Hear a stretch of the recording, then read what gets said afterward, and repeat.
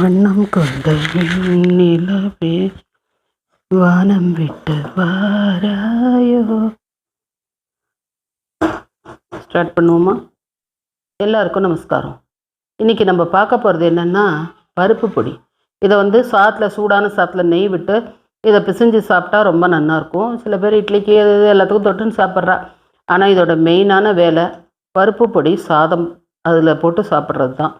அப்புறம் நீங்கள் எதில் வேணாலும் சாப்பிட்டுக்கலாம். இப்போ நம்ம அதுதான் பார்க்க போகிறோம். அதுக்கு இது பாருங்க, பொதுவாக உங்களுக்கு ஒன்று வச்சுக்கோங்க, பருப்பு அப்படின்னு சொல்லிட்டோம்னாலே இந்த இடத்துல துவரம் பருப்பு தான். பருப்பு பொடி, அதாவது பருப்பு பொடி, பருப்பு குழம்பு, பருப்பு உருண்டை, இப்படியெல்லாம் பேர் வருது பார்த்தளா. அந்த மாதிரியெல்லாம் வந்ததுனாலே துவரம் பருப்பு தான் மேஜராக அதில் வரப்போகுது அப்படிங்கிறத நீங்கள் தெரிஞ்சுக்கலாம். பருப்பு உசிலி அந்த மாதிரி பருப்பு அப்படின்னாலே அந்த இடத்துல இது தான். அதனால் இப்போ பருப்பு பொடி நம்ம பண்ண போகிறோம். 200 எடுத்துன்னு இருக்கேன்.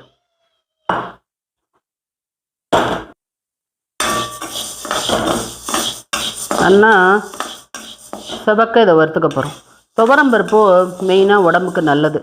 அதனால பார்த்தோன்னா இது தான் நிறையா பண்ணுவாள். வாரத்தில் மொத்தம் 3 நாள் துவரம் பருப்பு எடுத்துப்பாள். வெள்ளிக்கிழமை, செவ்வாய்க்கிழமை பருப்பு குழம்பு, சாம்பார் அப்படின்னு கூட சொல்லுவாள். இன்னும் ஒரு நாள் இருக்கு இல்லையா, அந்த நாளைக்கு என்ன பண்ணுவான்னா பருப்பு உருண்டை குழம்பு, பருப்பு உசிலி, அடை, அந்த மாதிரி இந்த துவரம் பருப்பு சேர்ந்த ஐட்டங்களை அவள் எடுத்துப்பாள். 3 நாளில் இந்த துவரம் பருப்பு வந்துடும். இந்த பயத்தம்பருப்பு இருக்குது பார்த்தலா, அது ஒரு 2 நாளில் வரும். என்னன்னு கேட்டேன்னா அரைச்சி விட்டா கூட்டு, பொரிச்ச கூட்டு, இப்படியே கூட்டு பண்ணுறா இல்லையா, அந்த மாதிரி கூட்டு சமாச்சாரங்கள். அதுக்கப்புறம் அந்த இது என்னது பயத்தம்பருப்பு பாயசம், பயத்தங்கஞ்சின்னு தான் சொல்லுவாள். ஆனால் அது பாயசம் ரொம்ப நல்லா இருக்கும் தெரியுமா. ஆனால் அதுக்கு பேர் கஞ்சி, பயத்தங்கஞ்சி. இந்த மாதிரியே பயத்தம்பருப்பை சேர்த்துப்பாள். அது வாரத்தில் 2 நாள் வரும். சில சமயங்களில் மட்டும்தான் இவங்க எக்ஸ்ட்ராவாக வருவாங்க. இல்லைன்னா மேஜராக வாரத்தில் 3 நாள் துவரம் பருப்பு, 2 நாள் பயத்தம்பருப்பு. அதுக்கப்புறம் கடலைப்பருப்பை பொதுவாக 1 நாள் தான் எடுத்துப்பாள். இல்லைனாலும் கூட அது கிட்டத்தட்ட ஒரு 10 நாளைக்கு ஒரு தடவை, 15 நாளைக்கு ஒரு தடவை அப்படி வரும். ஏதாவது ஒரு தொகையல் அரைக்கிறது. அதுக்கப்புறம் இன்னொன்று சொல்ல மறந்துட்டேனே, பருப்புன்னு சொல்கிறதில்ல, பருப்பு தொகையல். அப்படி பருப்பு அப்படின்னு பேர் வந்தால் துவரம் பருப்பு சமாச்சாரம் அப்படின்னு எடுத்துக்கோங்க. இல்லைன்னா அது வேறு பேரோட சேர்ந்து வரும். இப்படி தான் எடுத்துப்பாவா. பருப்பு அப்படின்னா அதையே டெய்லி அப்படியெல்லாம் கிடையாது. நம்ம இப்போ ஏதோ அவள் சொன்னதெல்லாம் தாறுமாறாக செஞ்சுட்டு இருக்கோம். ஆனால் அவள் அதெல்லாமே எல்லாத்தையுமே ஒரு டைம் டேபிள் மாதிரி தான் அவள் செஞ்சுட்டு இருந்தாள். கடலைப்பருப்புனா அது வாரத்தில் ஒரு நாள் அந்த மாதிரி ரேஞ்சில் தான் அது வரும். அது ஏதோ ஒரு சுண்டல் பண்ணுவாள், இல்லைனாக்கா அது ஒரு போலி பண்ணுவாள். அந்த மாதிரி இப்போ வாரத்தில் 1 நாள் கூட அதை வச்சுக்க முடியாது. நம்ம 10 நாள் 15 நாளைக்கு ஒரு தடவை ரவுண்டில் வரும். அது இல்லை ஒரு தொகையில் அரைக்கிறது. அந்த இட்லி மிளகாப்பொடியில் அது வந்துடும். அதுலேயுமே மேஜர் அவள் உளுத்தம்பருப்பை தான் கூட போடுவாள். கடலைப்பருப்பை கொஞ்சம் கம்மியாக தான் போடுவாள். இருந்தாலுமே அது அப்படி வரும். அதே மாதிரி உளுத்தம்பருப்பு பார்த்தேன்னா டெய்லி வரும். அப்போ என்ன இட்லி தோசை பண்ணுவாளா அப்படின்னு கேட்டேன்னா அதுதான் இல்லை. எல்லாத்துக்கும் திருமப்பாரி, அதாவது தாளித்து கொட்டுறா பற்றல, இந்த தாளித்து கொட்டுறது அதில் அந்த உளுத்தம்பருப்பு வந்துடும். இப்படித்தான் அவள் 4 பருப்பையும் சேர்த்துண்டா. இந்த பருப்பு பொடிக்கு என்னென்ன தேவை அப்படின்னா, 1 துவரம்பருப்பு, 2வது பெருங்காயம், ஒரு 1/2 ஸ்பூன் 3/4 ஸ்பூன் கூட போட்டுக்கலாம். 3வது மிளகா வத்தல். பாருங்க, இதுக்கு 2 வத்தல் போட்டுக்கலாம். ஆனால் நான் 1 வத்தல் தான் போட்டுப்பேன்.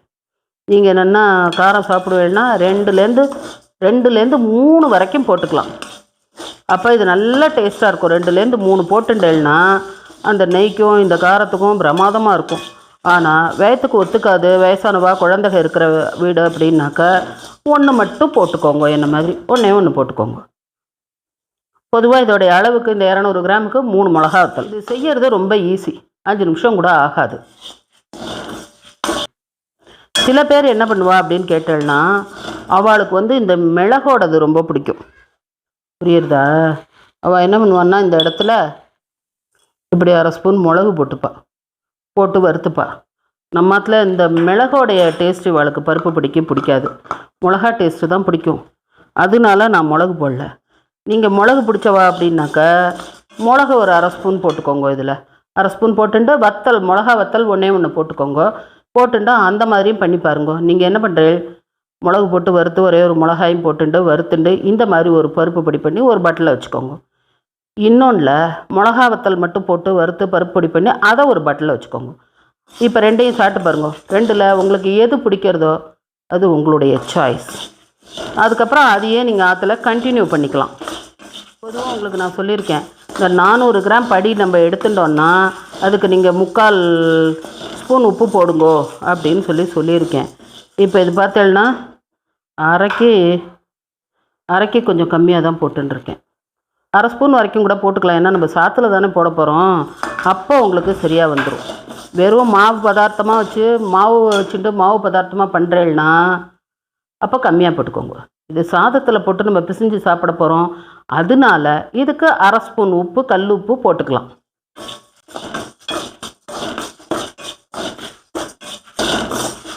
பார்த்தீங்களா, நல்லா செவந்துண்டு வர ஆரம்பிச்சுட்டு. இந்த வேலையெல்லாம் 5 நிமிஷம்தான். இதெல்லாம் இந்த நம்ம ரெடியாக பண்ணி வச்சுட்டோம்னா, இன்றைக்கி ஆற்றுல குழம்பு பண்ண முடியல, ரசம் பண்ண முடியல அப்படின்னா நம்ம இன்றைக்கி என்ன பண்ணுறது அப்படின்னு யோசிக்க வேண்டாம். டக்குன்னு இதை போட்டு சாத்தப்பட்டு நெய்யை விட்டு சாப்பாடை ஏதாவது ஒன்று தொட்டுக்க வச்சுட்டு முடிச்சுட்டுலாம். இப்போ இதை பாருங்கள். இப்போ நம்ம அடுப்பை ஆஃப் பண்ணிவிட்டு தான் இனிமேல் பிரட்டிக்க போகிறோம். இதுக்கு மேலே அடுப்பை வச்சுன்னு பிரட்டினோம்னா கருகிடும். அதனால் நம்ம என்ன பண்ணிட்டோம்னா அடுப்பை ஆஃப் பண்ணிட்டோம். ஆஃப் பண்ணிவிட்டு இப்படி அப்படியே பிரட்டி விடணும். ஒரு 2 நிமிஷத்துக்கு அந்த சூட்டில் ஆகும். இப்போ எரியாத அடுத்த அடுப்பு, அதாவது நம்ம இது வரைக்கும் இந்த அடுப்பில் தான் பண்ணோம். இப்போ என்னன்னாக்கா அடுத்த அடுப்பில் மாற்றின்ட்டேன். இதில் வச்சு 1 நிமிஷம் 2 நிமிஷம் அந்த இழுப்பச்சட்டி சூட்டிலேயே வறுப்பேன். என்னுடைய ஆரம்ப காலத்துலேருந்தே என்னுடைய வளர்ச்சியில் என் கூடவே வந்த ரசிகை கோதை ரகு அப்படின்னு கமெண்ட் பண்ணிட்டு இருப்பா. அவள் பேர் சௌமியா மாமின்னு பேர். நான் எது போட்டாலும் அந்த மாமி ரொம்ப ரசிப்பா. அது மட்டும் இல்லை, அவள் அம்மாவுக்கு ஃபோன் பண்ணி கேட்டு இந்த மாதிரின்னு சொல்கிறாளே மாமி அப்படியா அப்படின்னா, ஆமாம் அந்த காலத்தில் அப்படித்தான் அப்படின்னு சொல்லிவிட்டு அவள் அம்மா சொல்லுவாள். அந்த மாதிரி உடனே எனக்கு ஃபோன் பண்ணிவிடுவாள். மாமி நீங்கள் இதை அப்படி பண்ணியிருந்தேன், நான் அதை அப்படி பண்ணி பார்த்தேன், இது நன்னா இருந்தது, இதை அப்படி செஞ்சு பார்த்தேன் அப்படின்னு சொல்லிட்டு உடனடியாக எனக்கு ஃபோன் பண்ணுவாள். அந்த மாமி என்கிட்ட பல நாளாக கேட்டுருக்கா, மாமி ப்ளீஸ் பொடி வகையெல்லாம் போடுங்கோ அப்படின்னு சொல்லிட்டு. இந்த பொடியை முதல்ல மாமிக்கு நான் இதை டெடிகேட் பண்ணுறேன். இனிமேல் தொடர்ந்து வரப்போகிற குழம்புப்பொடி ரசப்பொடி எல்லாமே மாமிக்காக டெடிகேட் பண்ணுறது என்னுடைய முதல் ரசிகை. அப்படி கொட்டி ஆற வச்சிட வேண்டியது தான். நம்ம இதுலேயே உப்பையும் போட்டுட்டோம். உப்பு, பெருங்காயம், மிளகா வத்தல், பருப்பு, வேணும்னாக்கா கொஞ்சோண்டு மிளகு, இவ்வளவு தான் இதுக்கு வேண்டியது. இதை நல்லா ஆற வச்சுட்டு பவுடர் பண்ணிவிட்டு உங்களுக்கு காட்டுறேன். இப்போ பருப்பொடியை பொடி பண்ணி கொண்டுட்டு வந்துட்டோம். அதை பாருங்கள். இதை இந்த மாதிரி நல்லா ஒரு அகலமான ஒரு பேசினில் போட்டு நல்லா ஆற வச்சுக்கணும். நல்லா ஆற விட்டு ஒரு டப்பாலையோ பாட்டிலையோ இதுலையோ ஒன்றில் போட்டு டைட்டாக மூடி வச்சுடணும். அப்போ தான் இந்த வாசனை போகாமல் இருக்கும். இப்போ இதில் நம்ம என்ன பண்ணியிருக்கோம்னா சுட சுட சாதம் கொண்டு வந்து வச்சுட்டுருக்கோம். புரியுறதா? இது என்னென்னா இதுக்கெல்லாம் இந்த மாதிரி கலந்த சாதத்துக்கெல்லாம் சாதம் உதிரியாக இருக்கணும், இருந்தால் நல்லாயிருக்கும். ஆனால் நான் பொன்னி சமைக்க மாட்டேன், ஐயார் தான் சமைப்பேன். அதனால் என்னோடய சாதம் இப்படி தான் இருக்கும். ஏன்னா 50 தான் நல்லது அப்படின்பா. நீங்கள் என்ன பண்ணலான்னா இந்த மாதிரி இதுக்கு வடிக்க போகிறோம் அப்படின்னா தனியாக அதுக்கு சாதத்தில் நம்ம குக்கர் வைக்கிறோம் இல்லையா, அதில் கொஞ்சம் நல்லெண்ணெய் குத்திடணும். அந்த அரிசியில் குத்தி வடிச்சேன்னா இந்த சாதம் நல்லா உதிரியாக உதிர்ந்து கொடுத்துக்கும். நான் இப்போ இதுக்குன்னு தனியாக இது பண்ணலை, அதனால அதை அப்படியே காட்டுறேன். இல்லை அப்படின்னா இப்படியும் வச்சுக்கலாம், இதுலேயும் ஒன்றும் குத்தம் இல்லை. சொல்கிறேன் உங்களுக்கு, எல்லாமே தெரிஞ்சுக்கணும். நம்ம களவும் கற்று மரங்கிற மாதிரி தெரிஞ்சுக்கணும். வேணுங்கிற இடத்துல நம்ம யூஸ் பண்ணிக்கலாம். இது உருக்காத நெய், அதனால் 1 ஸ்பூன் போட்டுருக்கேன். நல்லா இதை உருக்கித்தான் போடணும். இது சாதம் சுட சுட இருக்கிறதுனால நான் அதை அப்படியே போட்டிருக்கேன். உருக்கின நெய்னா 2 ஸ்பூன் 3 ஸ்பூன் குத்தணும். 3 ஸ்பூன்னு வச்சுக்கோங்களேன். 3 ஸ்பூன் நெய் குத்தணும். இதை உருக்கினோம்னா 3 ஸ்பூன் நெய் வரும். அதான் நம்ம இப்போ ஒரே ஸ்பூனாக குத்திருக்கோம். இது நல்லா அப்படியே உருகின்றது பாருங்க, தெரியுறதா? இந்த மாதிரி எண்ணெய் நெய் இதுகளை குத்தும் போதே சாதம் அதுவே கொஞ்சம் என்ன ஆகிடும்னாக்கா உதிர்ந்து கொடுத்துக்கும்.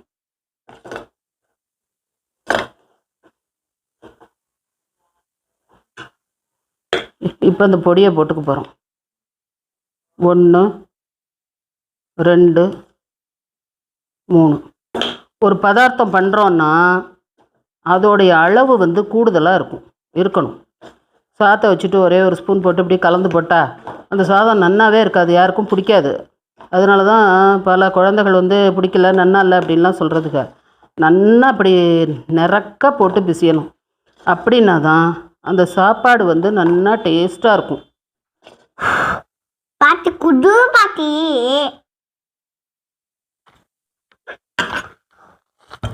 எப்படி இருக்கு? சூப்பரா இருக்கு. ஆத்யந்தரைதே தேவி ஆதிசக்தி மகேஸ்வரி யோகதே யோக சம்பூதே மகாலட்சுமி நமோஸ்துதே. பேஷ் ரொம்ப நல்லா இருக்கு. இந்த சாத்தை பாருங்க எப்படி உதிர உதிரா வந்திருக்குன்னு தெரியறதா? ஏன்னா பிசிஞ்சு கொஞ்ச நாள் வச்சுட்டேன்னா அந்த இதெல்லாம் ஊறிண்டு நல்லா இப்போ இப்படி வந்துடும். ஆனால் நம்ம பிசியும் போது சுட சுட சாத்தில் பிசியணும்.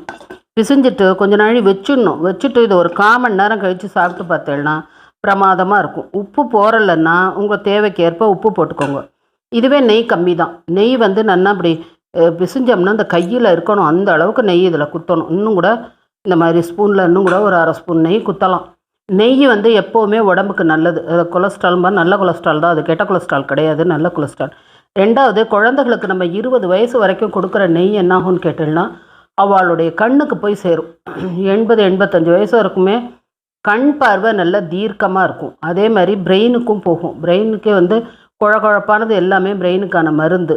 இது பிரெயினுக்கும் போகும். அதனால் குழந்தைகளுக்கு நல்லா நெய் குத்தி கொடுக்கறது தான் நல்லது.